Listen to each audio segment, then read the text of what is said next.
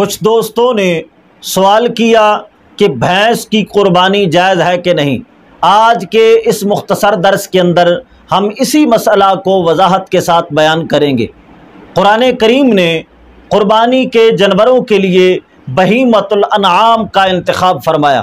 سورہ حج کی آیت نمبر 28 کے اندر اللہ تعالیٰ فرماتا ہے وَيَذْكُرُ اسْمَ اللَّهِ فِي أَيَّامٍ مَّعْلُومَاتٍ عَلَىٰ مَا رَزَقَهُم مِّن بَهِيمَةِ الْأَنْعَامِ فَكُلُوا مِنْهَا وَأَطْعِمُوا الْبَائِسَ الْفَقِيرَ۔ اللہ تعالیٰ فرماتا ہے اللہ تعالیٰ کا نام لے کر معلوم دنوں میں، مخصوص دنوں میں، یعنی ایام اضحیہ میں بہیمۃ الانعام کو ذبح کرو۔ فَكُلُوا مِنْهَا، پھر اس میں سے خود بھی کھاؤ، وَأَطْعِمُوا الْبَائِسَ الْفَقِيرَ، اور مصیبت زدہ محتاجوں کو بھی کھلاؤ۔ اور خود قرآن کریم نے سورہ انعام کی آیت نمبر 143 اور 144 کے اندر الانعام کی توضیح کرتے ہوئے دان بھیڑ، معز بکری، ابل اونٹ اور بکر گائے 4 جانوروں کا ذکر فرمایا، اور پھر ان کے نر و مادہ کا لحاظ کر کے 8 ازواج فرمایا، یعنی نر و مادہ کا اعتبار اگر کیا جائے تو یہ کل 8 جانور ہیں۔ یہ کل 8 جانور ہیں جن کی قربانی کرنے کا اللہ تعالیٰ نے ہمیں حکم ارشاد فرمایا۔ ان جانوروں کی نسل کا اعتبار ہے، علاقائی ناموں کا اعتبار نہیں ہے، رنگ اور صورت کا اعتبار نہیں ہے، بلکہ نسل کا اعتبار ہے۔ مثلا بھیڑ مختلف علاقوں میں مختلف طرح کی پائی جاتی ہے، کسی کے سینگ ہوتے ہیں، کسی کے نہیں ہوتے، اور کسی کی دم پتلی ہوتی ہے، کسی کی چوڑی ہوتی ہے، اور کسی کی درمیانی، اور کسی کی بالکل ہوتی نہیں ہے، اور اسی طرح رنگ کسی کا سیاہ ہے، کسی کا پیلا ہے، کسی کا لال ہے، اور کسی کا سفید۔ کسی رنگ میں ہو اور علاقائی نام جو بھی ہو، اس نسل کی اگر بھیڑ ہے تو اس کی قربانی جائز ہے۔ اور اسی طرح معز بکری، کوئی بغیر سینگوں کے ہوتی ہے، کوئی سینگوں والی ہوتی ہے، کوئی بالوں والی ہوتی ہے، کوئی بالوں کے بغیر ہوتی ہے۔ کسی علاقے میں اس کا کوئی نام رکھ دیا جائے، جس طرح کے مختلف علاقوں میں بکریوں کے نام مختلف پڑے ہوتے ہیں، تو علاقائی نام جو بھی ہو، معز کی جنس سے جو بھی ہے اس کی قربانی جائز ہے۔ اور اسی طرح اونٹ، کوئی اونٹ 2 کوہنوں والا ہوتا ہے، کوئی 1 کوہن والا ہوتا ہے، کوئی اونچے قد والا ہوتا ہے، کوئی درمیانے قد والا، کوئی چھوٹے قد والا، جس طرح کا بھی اونٹ ہے اس کی قربانی جائز ہے۔ ہمارے فقہائے کرام نے فرمایا البختی نوع من الابل، فرمایا بختی ابل کی نوع میں سے ہے، لہذا بختی کی قربانی جائز ہے، چونکہ نسل کا اعتبار ہے، علاقائی نام کا اعتبار نہیں ہے۔ اور یہی حال ہے بھینس کا۔ بھینس جو کہ بکر کی نوع میں سے ہے تو لہٰذا اس کی بھی قربانی جائز ہے۔ جب اللہ تعالیٰ نے بکر کی قربانی کا حکم ارشاد فرمایا تو لہٰذا بھینس بھی اس کے عموم کے اندر شامل ہے۔ ہمارے تمام ائمہ کرام نے فرمایا کہ بھینس بکر کی نوع میں سے ہے، لہٰذا اس کی قربانی جائز ہے۔ یہاں پر چند ائمہ کرام کے نام اور ان کی نصوص پیش کرتا ہوں، جس سے ہمیں معلوم ہوگا کہ بھینس کی قربانی بالاتفاق جائز ہے۔ لیث بن ابو سلیم تابعی، وہ فرماتے ہیں الجاموس والبختی من الازواج الثمانیہ، فرماتے ہیں جاموس اور بختی یہ ازواج ثمانیہ میں سے ہیں، یعنی انہی 8 جانوروں میں سے ہیں جن کی قربانی کرنے کا اللہ تعالیٰ نے حکم فرمایا۔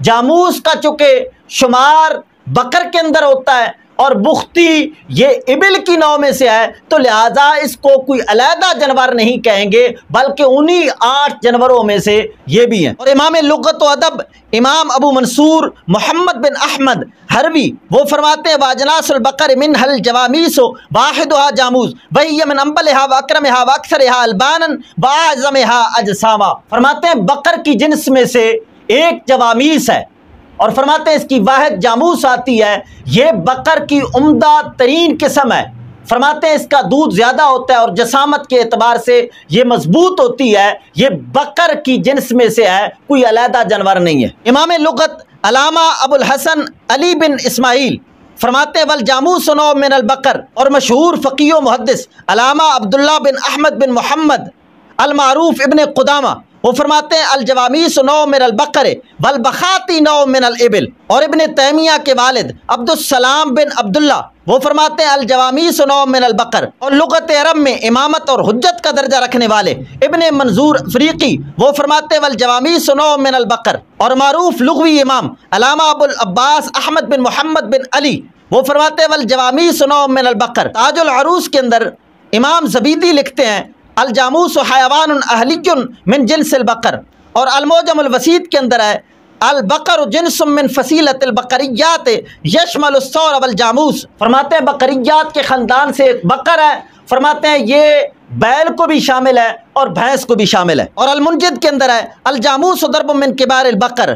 اور لسان العرب کے اندر ہے الجاموس نوع من البقر۔ اور امام سفیان ثوری فرماتے ہیں تحسب الجوامیس مع البقر، فرماتے ہیں جاموس کا بقر کے ساتھ شمار کیا جائے گا۔ اور امام حسن بصری فرماتے ہیں الجوامیس بمنزلۃ البقر۔ اور امام ابن المنذر فرماتے ہیں واجمعوا علی ان حکم الجوامیس حکم البقر، فرماتے ہیں تمام امت کا اس بات پر اجماع ہے، اتفاق ہے کہ جاموس بقر کی نوع میں سے ہے۔ اور شریعت کے چوتھے امام احمد بن حنبل سے پوچھا گیا کہ بھینس کی قربانی کرتے ہوئے کیا اس کے اندر 7 بندے شریک ہو سکتے ہیں، اس میں کسی کا اختلاف تو نہیں ہے؟ تو آپ نے فرمایا لا اعرف خلاف هذا، فرمایا اس کے اندر میں اختلاف کو نہیں جانتا۔ یعنی کیا مطلب، یہ امت کا اتفاقی مسئلہ ہے کہ بھینس کی قربانی بھی جائز ہے اور اس کے اندر 7 بندے شریک ہو سکتے ہیں۔ اور امام حسن فرماتے ہیں تذبح عن 7 کہ بھینس کو 7 بندوں کی جانب سے ذبح کیا جائے۔ اور یہی قول امام اسحاق بن راہویہ کا ہے۔ یہ سارے کے سارے ائمہ کرام بھینس کی قربانی کے جواز کا فتویٰ دے رہے ہیں۔ اور فقط ان ائمہ کرام نے جواز کا فتویٰ نہیں دیا، خود غیر مقلدین کے جو بڑے ہیں انہوں نے بھی بھینس کی قربانی کے جواز پر فتویٰ دیا ہے۔ غیر مقلدین کے بڑے ہیں عبد الستار، جن کا فتاویٰ ستاریہ مشہور ہے۔ ان سے سوال ہوا کیا بھینس کی قربانی جائز ہے؟ تو وہ جواباً لکھتے ہیں جائز ہے، کیونکہ بھینس اور گائے کا حکم ایک ہے۔ فتاویٰ ستاریہ جلد 2 صفحہ نمبر 3۔ اور یہی فتاویٰ ثنائیہ جلد 1 اور صفحہ نمبر 809 اور 810 پر ہے۔ فتاویٰ علماء اہل حدیث جلد 13 صفحہ نمبر 946۔ سوال ہوا کیا بھینس کی قربانی جائز ہے؟ تو جواباً لکھتے ہیں جائز ہے، چونکہ گائے اور بھینس کا حکم ایک ہے۔ اور غیر مقلدین کے محدث الاثر حافظ گوندلوی، ان سے سوال ہوا کہ بھینس کی قربانی جائز ہے کہ نہیں؟ وہ کہتے ہیں بھینس بھی بقر میں شامل ہے، اس کی قربانی بھی جائز ہے۔ ہفت روزہ الاعتصام جلد 20 شمارہ 9 اور صفحہ نمبر 29۔ اور زبیر علی زئی نے فتاوی علمیہ کی جلد نمبر 2 اور صفحہ نمبر 182 پر سوال ہوا کہ بھینس کی قربانی جائز ہے کہ نہیں؟ وہ کہتے ہیں اونٹ، گائے، بھیڑ اور بکری کی قربانی کتاب و سنت سے ثابت ہے، اور یہ بات بالکل صحیح ہے کہ بھینس گائے کی ایک قسم ہے، اس پر ائمہ اسلام کا اجماع ہے۔ غیر مقلدین کے بڑے ابو عبداللہ عنایت اللہ مدنی، صوبائی جمعیت اہل حدیث بمبئی، انہوں نے مستقل ایک کتاب لکھی ہے بھینس کی قربانی کے جواز کے سلسلہ میں، جس کا نام رکھا ہے بھینس کی قربانی ایک علمی جائزہ۔ یہ سارے کے سارے غیر مقلدین بھینس کی قربانی کو جائز قرار دے رہے ہیں۔ اور اگر یہ کہا جائے کہ حضور اکرم صلی اللہ تعالی علیہ وسلم کے زمانہ میں بھینس کی قربانی نہیں ہوئی، نہ ہی قولاً ثابت ہے نہ ہی فعلاً ثابت ہے، تو جواب کے سلسلہ میں میں کہوں گا کہ کتنے کام ہیں جو حضور اکرم صلی اللہ تعالی علیہ وسلم کے زمانہ مبارک میں نہیں ہوئے۔ کیا قرآن کریم حضور اکرم صلی اللہ تعالی علیہ وسلم کے زمانہ مبارک میں کتابی شکل میں تھا؟ مسجدوں کے یہ جو محراب بنائے جاتے ہیں کیا حضور کے زمانہ میں تھے؟ مسجدوں کے اوپر یہ جتنے بڑے بڑے مینار کھڑے کیے جاتے ہیں کیا حضور کے زمانہ میں تھے؟ اور کیا جمعے کی اذان ثانی حضور کے زمانے میں تھی؟ کتنے کام ہیں یہ جو تم کوٹھیاں بناتے ہو، کاروں پر سیر کرتے ہو، سفر کرتے ہو، کیا یہ سارے کے سارے حضور اکرم صلی اللہ تعالی علیہ وسلم کے زمانہ میں تھے؟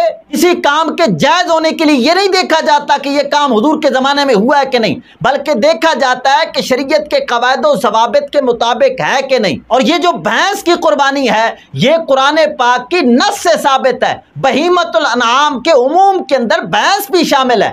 اور اگر کہا جائے کہ بھینس شامل نہیں ہے اور قرآن سے صراحتاً بھینس کی قربانی ثابت نہیں ہے، تو میں پوچھتا ہوں کہ بھینس کا گوشت کھاتے ہو، دودھ پیتے ہو، اس کا ثبوت کدھر سے ہے؟